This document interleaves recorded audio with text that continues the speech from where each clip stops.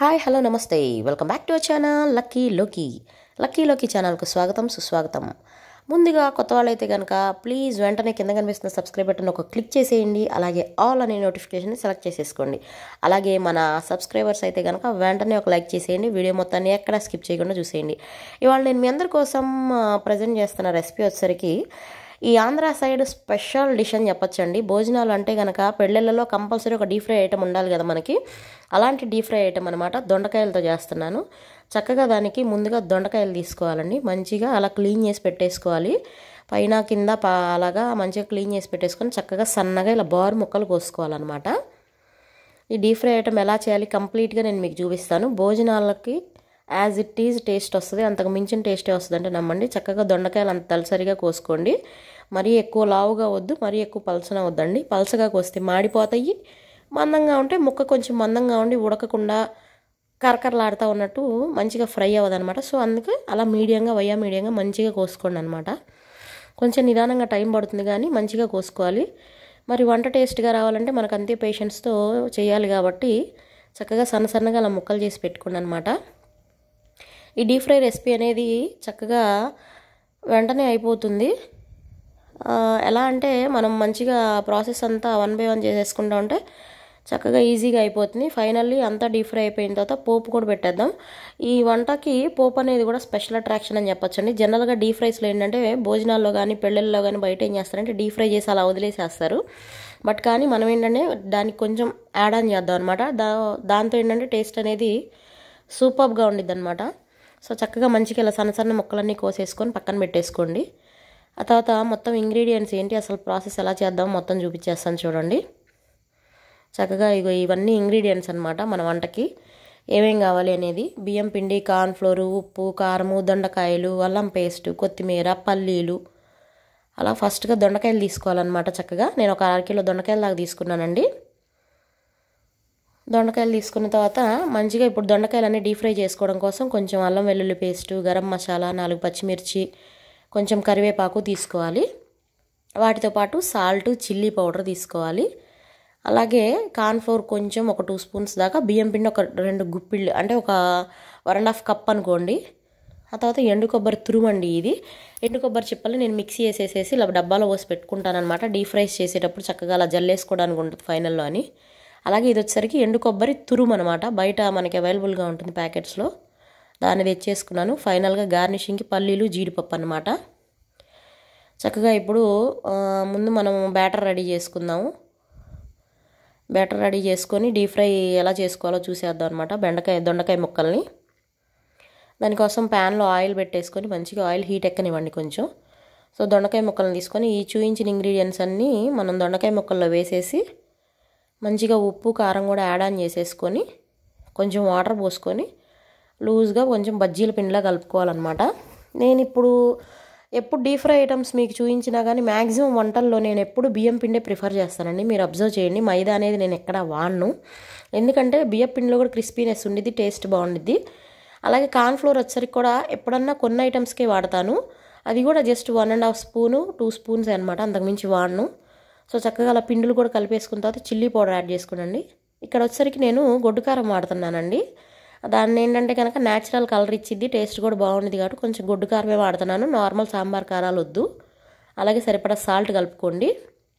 ఇంక ఇప్పుడు వీటి మొత్తాన్ని మంచిగా పొడిగా ఉన్నప్పుడే ఒకసారి కొంచెం బాగా కలిపేసుకోండి అలాగే. ఎందుకంటే కనుక అప్పుడు కొంచెం మొత్తం మిక్స్ అయిపోతుంది. అప్పుడు వాటర్ పోసి నిదానంగా కలుపుకోండి.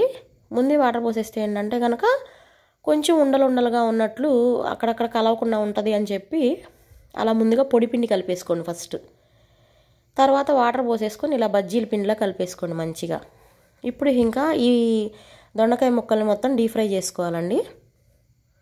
ఒక 5-6 ఆయిల్ దాకా వస్తుంది. నిదానంగా మంచిగా డీప్ ఫ్రై చేసేసుకోవాలి. అలాగే డీప్ ఫ్రై చేసేటప్పుడు ఇలా దొండకాయలు కానీ బెండకాయలు కానీ ఏదైనా సరే డీప్ ఫ్రై ఐటమ్ మనం డీప్ ఫ్రై చేస్తున్నాము అంటే ఒక టిప్ ఉండిద్దండి. ఆ టిప్ ఏంటంటే కనుక ఇప్పుడు ఇలా వేసేటప్పుడు నార్మల్గా వేసేసి డీప్ ఫ్రై చేస్తాం మనం. డీప్ ఫ్రై చేసి ఇది బయటికి తీసేటప్పుడు ఏంటంటే ముక్కలు ఏంటంటే అతుక్కొని పోయి కొంచెం ఉండలుగా ఉంటాయి.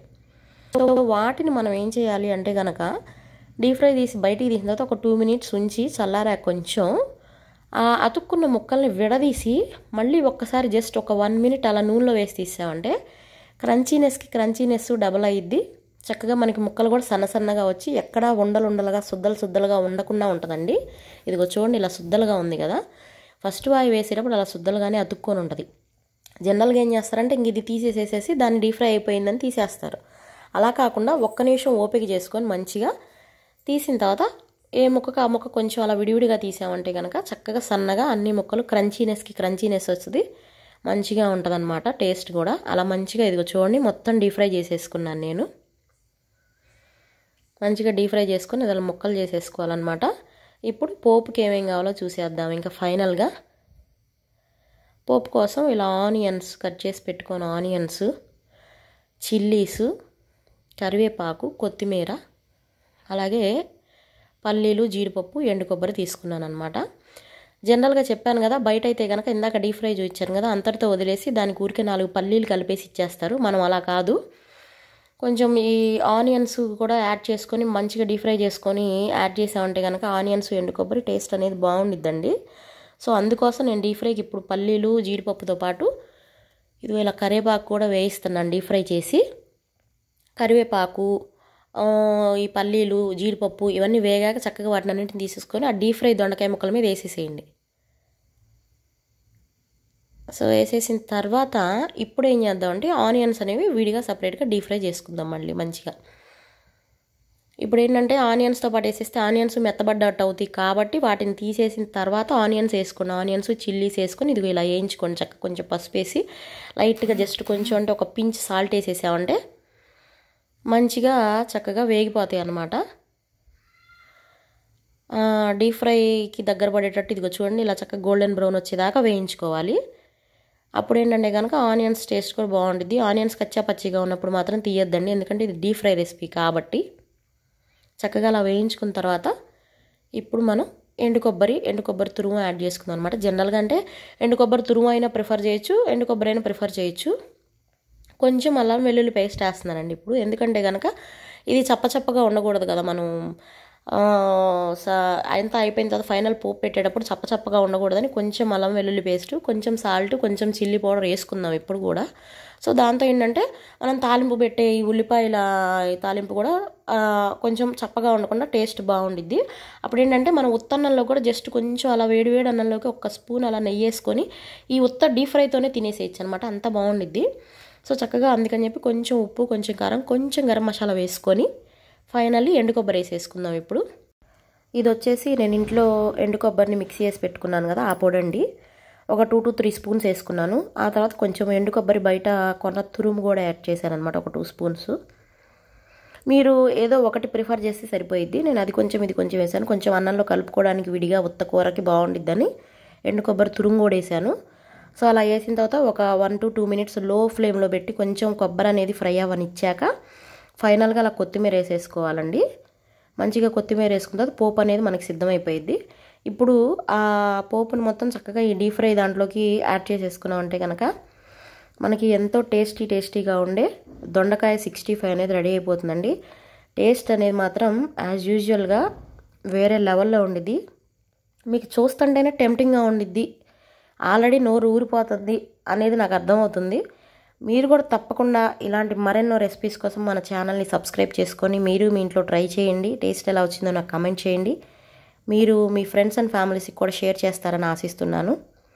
Thank you for watching full video. Keep watching. Stay tune to lucky లోకి ఛానల్. బాయ్.